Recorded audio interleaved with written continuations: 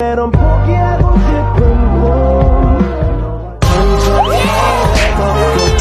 until the end of time 지금 난 간절히 원해.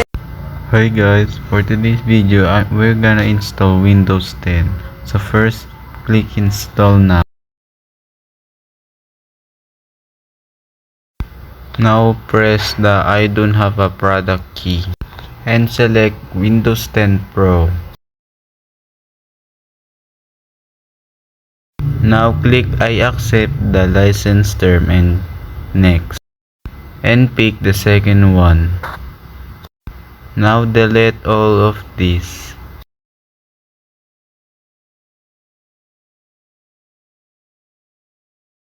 After that, click new. You can use calculator and copy the 476939, and since the partition is 6040, you will times it to 0.6.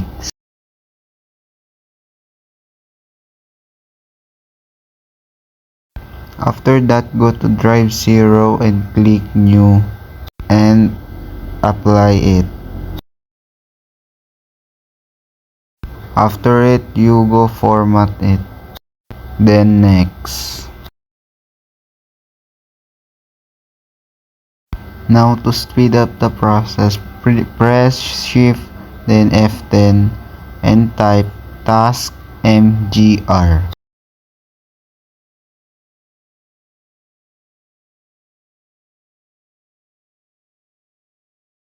Then press process and go to setup apps and set its priority to high, and do it in the second one too.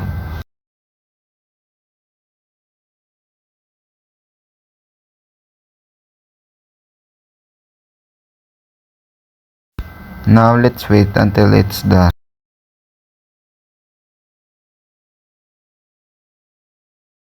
Now remove the USB from the CPU and wait until it's done.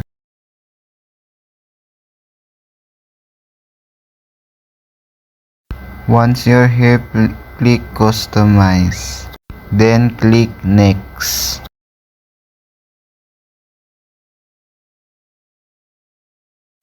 Now insert your first name because it's Windows 10.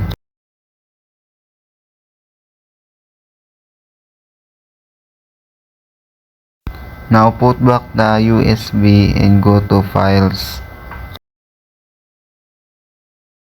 Go to this PC and click the USB and click application software. Now download PDF reader, USB guard and VLC.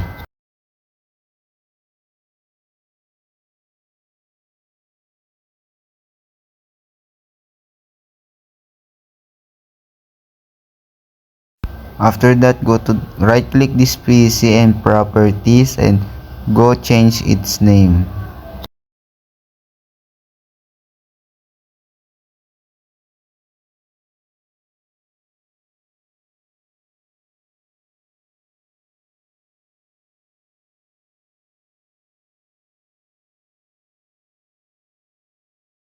Then restart it.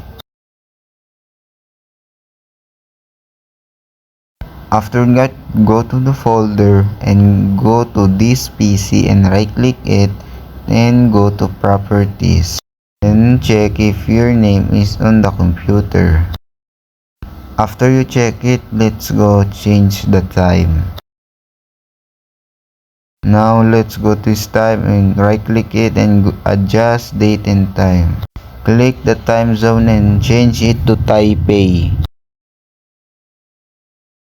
After you change it to Taipei, set on the time zone automatically and set time zone off and change date and time to exact date.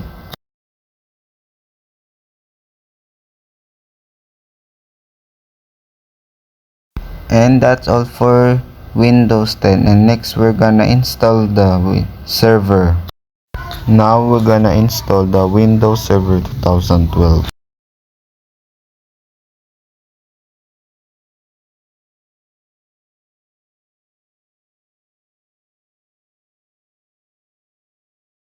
It's just the same process as Windows 10. You go click the second one.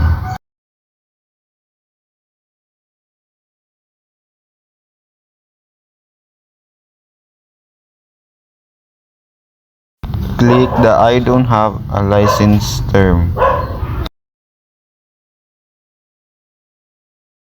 Then click the second one. Now you will partition. It's just the same process as the Windows 10.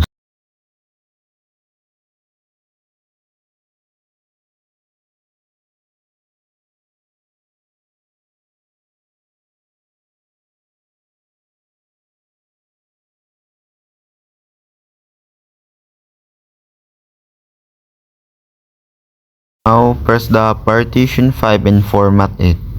Then proceed.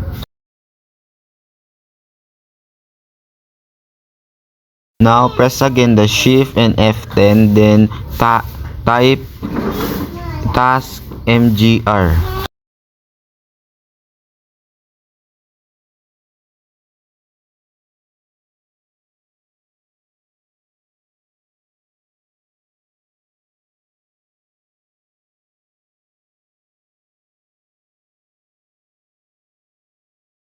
Now go to process and find the setup axe and set it priority to high.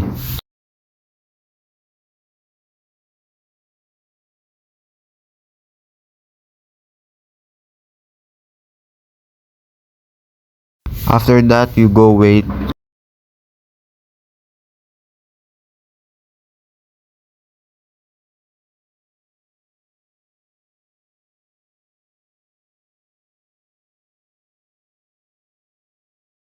Now put a password with caps lock C, small letter S and S at 12345 and repeat to the second one.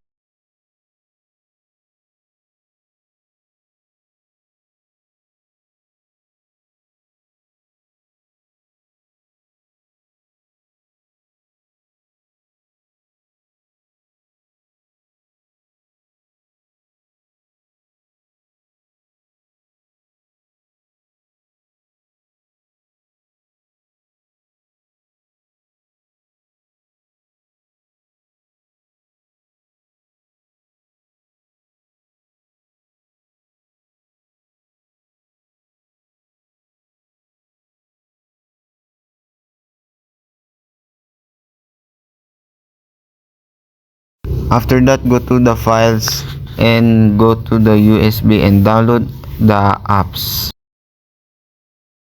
like PDF Reader, USB Guard, and VLC.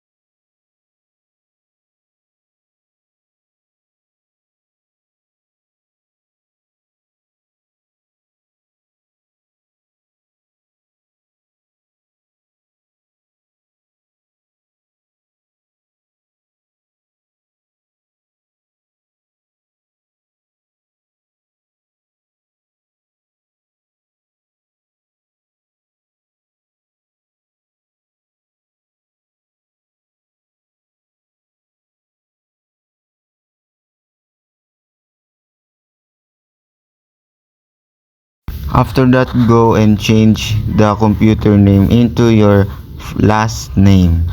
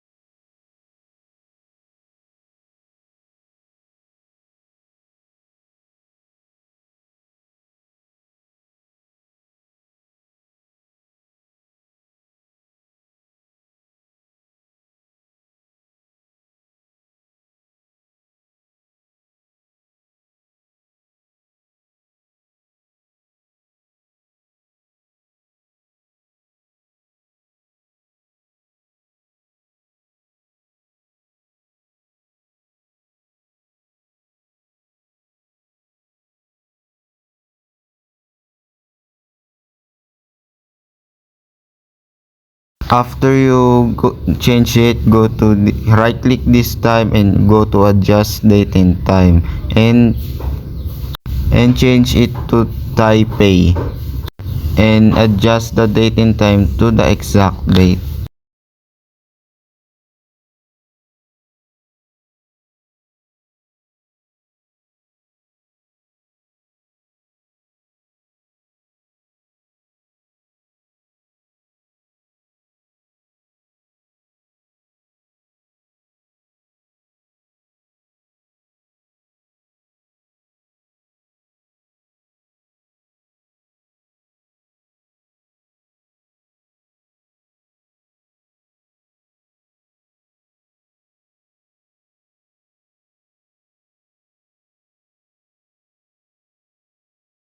And after that, that's all. Thank you for watching.